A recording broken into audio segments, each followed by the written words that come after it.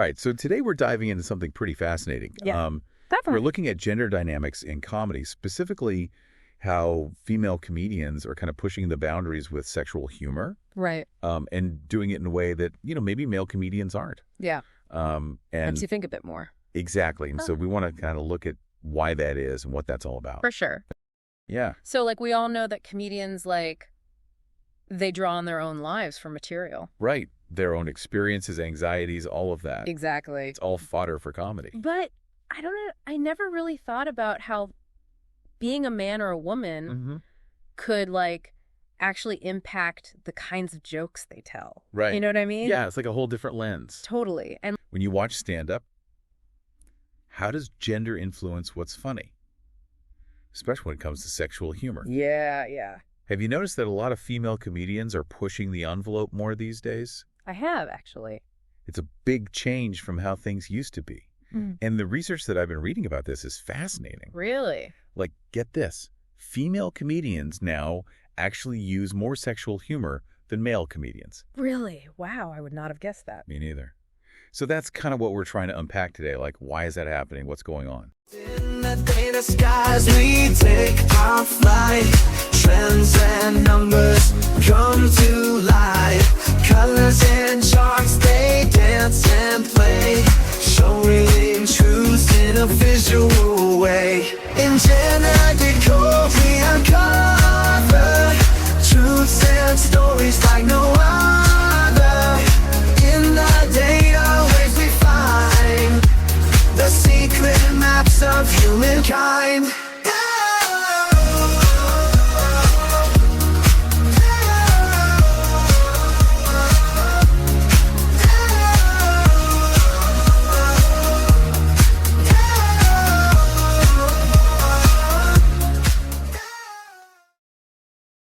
Specifically, how female comedians are, well, using a certain type of humor more than we might expect. More than male comedians, even. Exactly. And that's what really caught my eye in this analysis we're looking at. Hmm. It's focused on how men and women use humor differently, especially when it comes to, well, sexual humor. Hmm. And the results, let's just say they kind of flip the script on what we might assume. Definitely not what I expected at first. Right. So, ready to dig in. Let's do it. Okay, so this analysis, it looked at a whole bunch of comedic material, like stand-up routines, late-night monologues, you name it. And the numbers show pretty clearly that female comedians are using proportionally more sexual humor in their acts. So the big question is why? That's the million-dollar question. And it's not a simple answer. Yeah, I bet. But one thing this analysis really highlights is that it's not about shock value. It's about something much deeper. Okay. I'm intrigued. Like, what kind of deeper?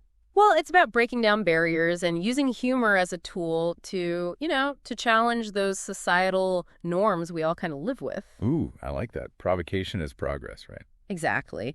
See, for a long time, there's been this sort of unspoken rule that women shouldn't talk openly about certain things, especially anything related to sexuality. Oh, yeah, totally. It's like that whole seen and not heard kind of thing, but about, that. Right. And I think what we're seeing now is female comedians saying, nope, we're not playing by those rules anymore. They're talking about sex, relationships, their bodies in ways that are funny, honest, and yeah, sometimes a little bit shocking. And that's where the power comes in, don't you think? Mhm. I mean, it's like they're reclaiming those narratives and saying, we're going to talk about this stuff on our own terms. 100%. They're not shying away from these topics. They're owning them. Love it. And the thing is, by being so open and direct, they're actually driving some really important conversations. Oh, absolutely. They're challenging double standards. They're making people think differently about gender roles. It's like that saying, humor is the best medicine. But in this case, it's medicine for, like, societal hangups. I like that. And it's not just about making a statement. It's also about connecting with audiences on a really authentic level. Oh, for sure. Because when someone's up on stage talking about their experiences, especially things that might be considered taboo or personal, it creates this sense of, like, hey, I've been there too. Absolutely. It's relatable. And for a lot of women in the audience, it can be incredibly validating to hear those experiences reflected back at them, especially in a way that's funny and empowering. It's like that feeling of being seen and understood, Yeah. And it makes you realize you're not alone in those experiences. Exactly. And it's interesting because the analysis also looked at trends in male comedians' humor. And it found that while they definitely use sexual humor too, their routines tend to cover a wider range of topics. So it's not like they're avoiding it altogether. No, not necessarily. It's more like maybe they're sticking to what they know, those more traditional comedic tropes that have been around for ages. Makes you wonder if it's partly because for so long, comedy was a boys' club. Yeah, and I think that history definitely plays a role in how different genders approach comedy, the opportunities they get, and even the expectations audiences have. That's such a good point. It's like the very landscape of comedy has been shaped by these gender dynamics. So maybe it's not so much about one being better than the other, but more about how different experiences lead to different comedic styles. That's a really great way to put it. It's all about perspective, right? Exactly. And I think that's why it's so exciting to see this shift happening now as society becomes more open to diverse voices in comedy. And in general. Yes, and in general. It allows for new perspectives and new ways of using humor to connect with audiences. Makes me think about how much the feminist movement has paved the way for more women to not just be on stage, but to really control their narratives and talk about what they think is funny. Totally. It's like they're not waiting for permission anymore. They're just going out there and doing it, and audiences are responding in a huge way. So basically, the use of sexual humor by female comedians is like way more than just a trend. It's a reflection of how our society is changing, how women are claiming their space, and how humor can be this incredibly powerful tool for, sparking conversations and driving progress. Couldn't have said it better myself. Wow. This whole conversation has really been eye-opening. And I think it makes me wonder, where does comedy go from here? What do you think the future holds? Well, that's the big question, isn't it?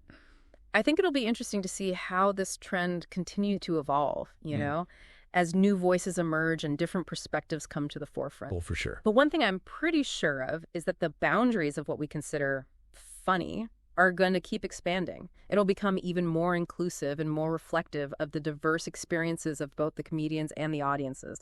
And that's a good thing.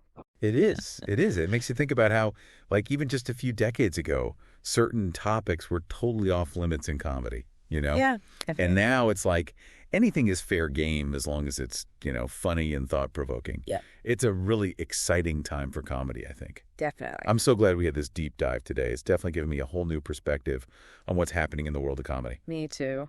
It's always fascinating to see how humor reflects our cultural landscape and how it can be used to challenge and even change the way we think about things. And for anyone listening out there, I hope you'll keep that in mind the next time you watch a stand-up special or catch a live show. Pay attention not just to the punchlines, but also to the deeper messages and the perspectives being shared. Great advice. Because you might just be surprised at how much there is to unpack, how much it makes you think, and, most importantly, how much it makes you laugh. Well said.